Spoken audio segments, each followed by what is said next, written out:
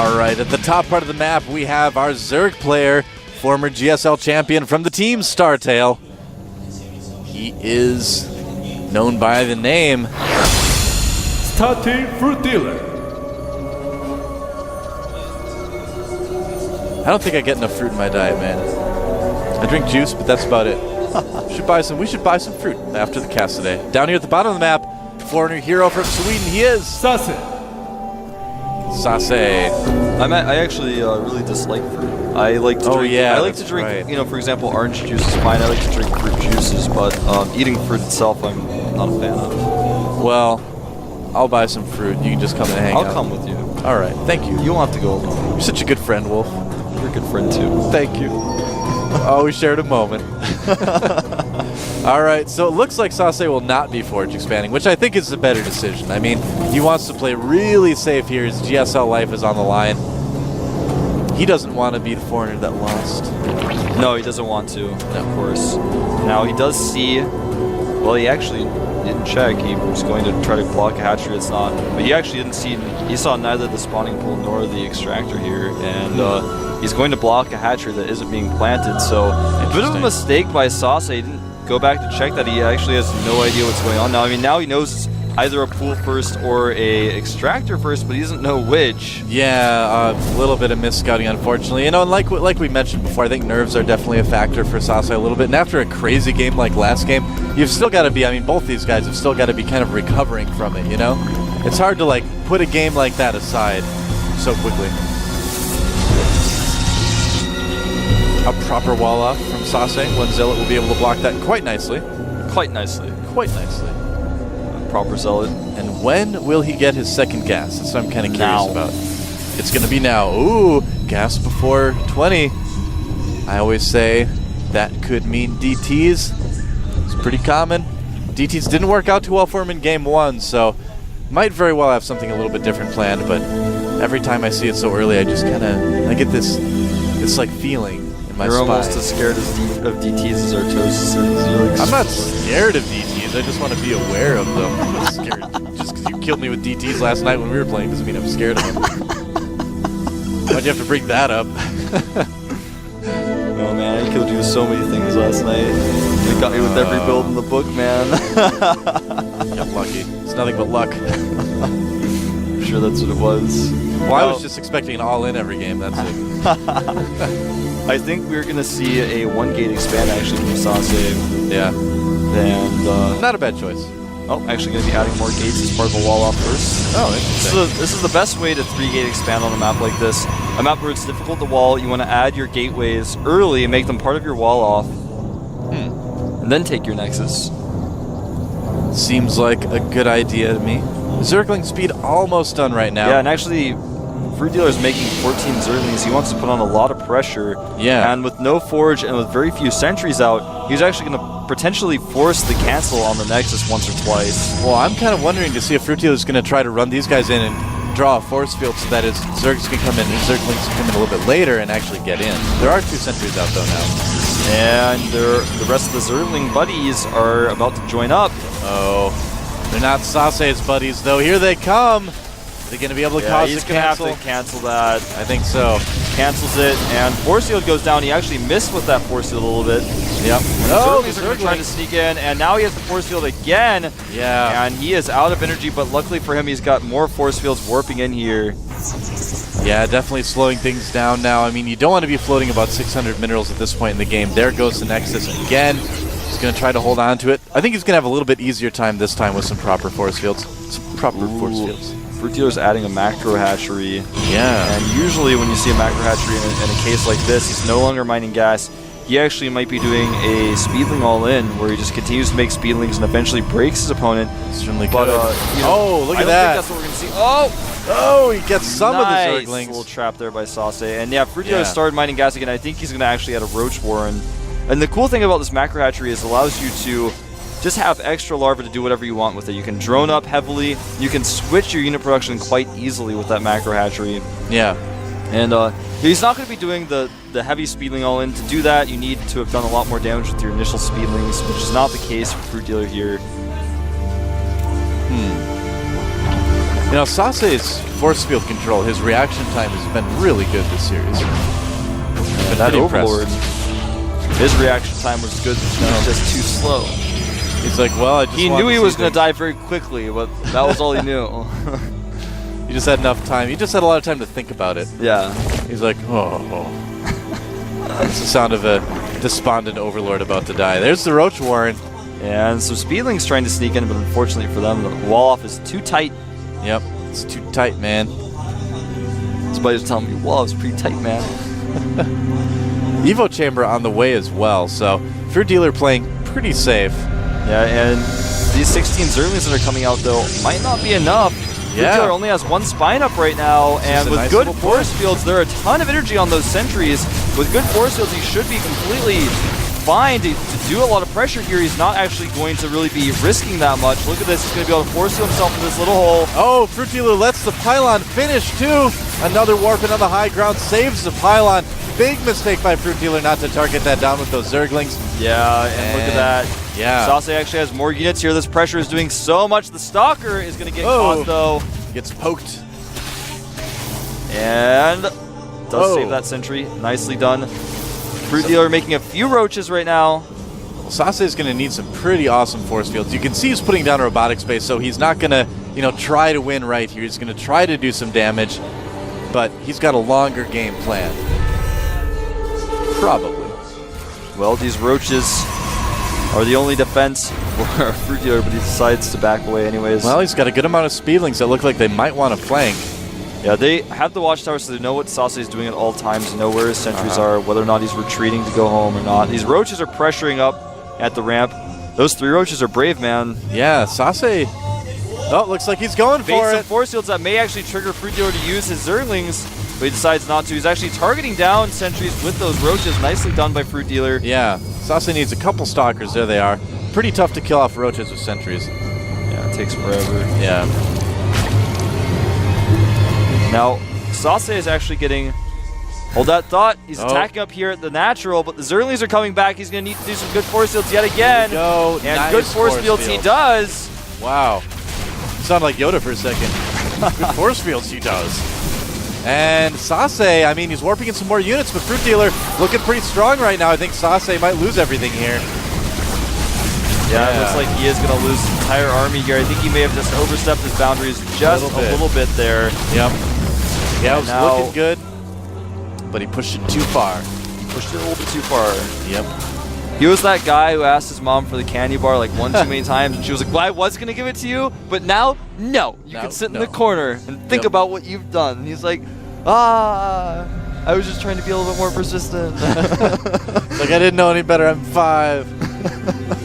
Like, it doesn't matter. I'm turning this thing around. You have to wait in the car when I go to the gas station. I will not. You cannot come inside and get some bubble gum with me. No Crunky Bar for you. Oh man, it's a funny candy bar name here in Korea. Yeah, we have. I like it. We have Crunky Bars here in Korea. They're pretty good. They're like Crunch Bars. The Crunky Bar. It's a Crunky Bar, man. Yep. Burrow, Roach Speed, and Aspire all on the way for FruitDealer, and Sase actually spots the 3rd base of FruitDealer. May decide to do something about it. Oh, and actually, he may spot the Spire, which has actually been proxied here. He sees the creep, and he may think to himself, that's a little bit weird to see a spot of creep just out in the middle of nowhere like this. Yeah, well, he just doesn't seem to be too in tune with what's going on with that. And in fact, FruitDealer can see the pylon with his Overlord. Yeah.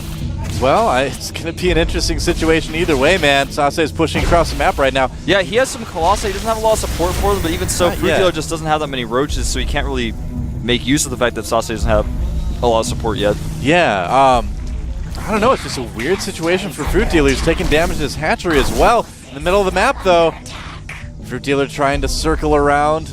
Yeah, Sase actually just is being the right amount of aggressive here. Yeah. And FruitDealer's kind of constantly got units in the middle of the map that he can't use very well, but I like that he picks off a Stalker here. He's just trying to avoid Sase's army, but Sase's kind of controlling how this engagement goes, and... Oh, he's going to get everything here, too. Gonna want to target down that sentry at the very least. Ooh, Burrows. But where is the Observer? It's somewhere, but not around, I guess. All right. Burrow's very useful. Burrow is very useful, and Sase actually is able to see the Spire with the Zealots warped in. Yep. Does see it. He does know about it now. But he's actually only making Colossi still. He hasn't really even started more Stalker production. Now adds his Twilight Council, which is something he's going to want to have against those. I'm not sure why he's chasing these roaches so much. I mean, he has enough defense at home that I feel like he can just push right now, but I don't know. What do you think? You know, what's interesting is rather than going for Mutalisk, FruitDealer wants to go for Corruptors. Now, Corruptors, of course, are quite good against Colossi, but even Mutas can do well against Colossi on this map because of the way the Colossi walk around the terrain here. Exactly. And Mutas are great for counterattack on this map, so I'm a little bit, you know, I think it's a little bit strange that FruitDealer went for Corruptors, but that's perfectly fine. That can still work. I don't know if FruitDealer is going to be able to hold this attack, though. He doesn't have very many hits. He's got 21 Roaches and 4 Corruptors, and that's it. Sase does have a good amount of Stalkers, too, to back up these Colossi. They're going to do quite well against the Roaches themselves as well. Sase just looks very hesitant right now. FruitDealer's constantly counterattacking, but Sase is doing the right amount of poking and not turning back. Oh, he's got to be careful, though. He doesn't want to lose this Colossi. See, he's just got enough units at home to where he doesn't even need to send his main army. He's totally fine. I don't know why he's Sase is actually showing us how to be aggressive against a counterattacking Zerg. You just make enough static defense at home, and you know, just continue to be pressuring with your main army. He's actually going to send the rest of his army home just because he wants to trap these units. But I think Sase is really showing here just how aggressive you can be, even if your opponent is constantly threatening you with counterattacks. But if it were Mutas, the situation would be very different. He would not be able to just leave cannons at the front of his base. He'd have to have cannons in both of his mineral lines as well. And he'd have to cover something for his gateways in the middle of his... It's just very difficult to deal with Mutas without an army at home. This like is you the mentioned, simplest way to put it. It's really cool, though, that, you know, Sase is doing this. He is about 50 supply down now, but he's got a much, much stronger army. And that's the thing, too, is FruitDealer with all these little counterattacks isn't able to really get a big, scary army right now. He's trying his best right now. He does have +2. Sase has 1-1. The Zerglings of FruitDealer don't have any upgrades, though. And he's trying to make those kind of one of his real damaging units here, but Sase just being so careful with how he pokes with these units. These Roaches are going to catch more reinforcements. I love this by FruitDealer, just continuing to try to catch reinforcements with just a group of Roaches. Why not? Gets one. Blink is completed, so the other 3 blink to safety. And we've kind of reached, I think, the breaking point of this game. There's going to be some action. You're going to have to see who comes out on top. There's a lot of Stalkers, a couple of Mortals in there as well to help out. Sase's composition is absolutely great. FruitDealer has a better concave at the bottom of the ramp. Oh, he's got to be careful. Sase keeps baiting him up. He's taking a lot of damage. The Roaches on the other side are trying to flank a little bit, force some force fields to get dropped down. He wants to use those Roaches to catch reinforcements, but now that there's pylons here, the reinforcements are not going to be, of course, coming from the main. Here he He's goes. going. Guardian Shield is up, and FruitDealer, some of his Corruptors are out of position. More Roaches rallying out here. Remember, he has +2 on those. Oh, Shockers nice moving forward, but their Roaches are doing Oh. so much damage. Nice corruption on all of those Colossi, and now it's starting to corrupt some of the Stalkers as well. Those Colossi fell so fast. I can't believe it. And with good Blink Stalker micro from Sase, he may end up coming out even for a little while, but FruitDealer has 14 more Roaches on the way, and I think Sase may be dead. This may be the end of his Code A run. I thought it looked so good for him for a second there, but yeah, that blink ahead seemed like a good idea at the time, but it really let the Roaches add their fire to the DPS of the Corruptors as well. And suddenly things looking a little bit grim for our foreign Protoss player here. And a Speed Overlord comes into the base of Sase, just getting some additional scouting.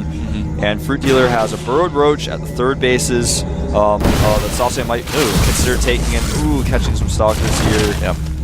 FruitDealer now with more than twice the supply of Sase. Infestation put on the way, plus a melee attack, 36 Zerglings. And these Stalkers are actually dying to Spine Crawlers. It's going to be very, very difficult for Sase to think about taking a 3rd or anything like that. Is he going to save this hatchery with drones and roaches? I think he Looks will. like he will, actually. Yeah. Nicely done by FruitDealer. Sase just doing everything he can here, but I don't think it's going to be enough. GG. FruitDealer ends up winning 2-1. That's it. I mean, Sase looked pretty good for a little while there, but that last engagement positioning is everything, and FruitDealer comes out on top. He's still playing the game right now. He doesn't know it's over or something. He's like, wait a second. So FruitDealer stays alive. Sase put up a really good fight. Yeah, he did. Yeah, game 2 especially, I really enjoyed watching. And, you know, he just held off and all in game 2. That was really, you know, I would say it was actually a pretty decently well executed all-in from FruitDealer, but Yeah. and Sase was able to overwhelm him in that game. But even so, FruitDealer just looks so much stronger in the whole series. That's the thing. I mean, FruitDealer, again, he's playing a lot better than we've seen him play lately, too. It seems like he's really taken his practice. He's gotten serious. Yeah. It's like StarTale. So, no, there was no StarTale Serious. Was there ever a player called FXO Serious, Oh, that's right. Serious for you. That's right. I feel like FruitDealer has really put a lot more effort into practicing since he's joined StarTale as well, it seems like.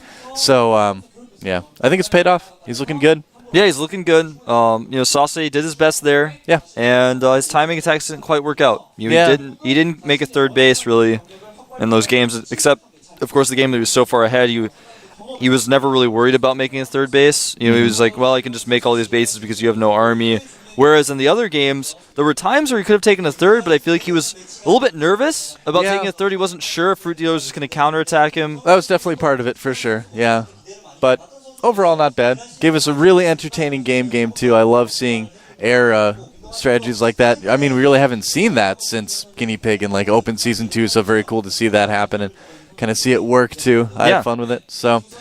Oh, well, I mean, I think he's still going to be in Korea for a while training. Yeah, I think he plans to stay a little bit longer for sure. So you guys will see him again. You'll see us again in 5 minutes.